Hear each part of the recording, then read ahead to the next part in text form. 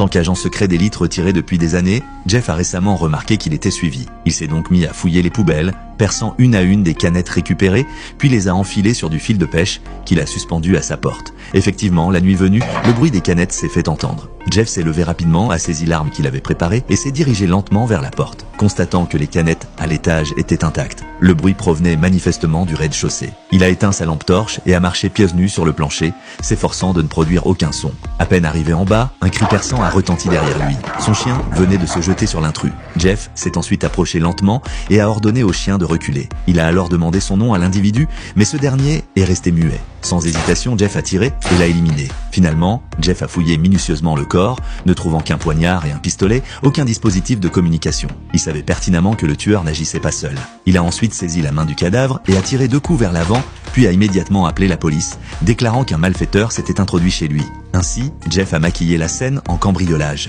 Conscient qu'il ne pouvait rester là, Jeff s'est rendu dans sa chambre et a ouvert une cachette contenant plusieurs passeports de différents pays, une importante somme d'argent liquide et quelques pistolets. Dès le lendemain matin, Jeff a pris la route vers une autre ville. Durant une pause, un inconnu l'a appelé pour l'informer qu'un traceur GPS avait été installé sur sa voiture. Stupéfait, Jeff a effectivement trouvé le dispositif. L'appel a été immédiatement coupé. Jeff a repris la route, mais au lieu d'emprunter les grands axes, il s'est engagé sur un chemin désert. Comme prévu, des poursuivants sont arrivés peu après, mais n'ont trouvé que le traceur volontairement abandonné. Alors que tout le monde pensait que Jeff s'était échappé, c'est lui qui a lancé l'attaque en premier. Cet extrait provient de la série The Old Man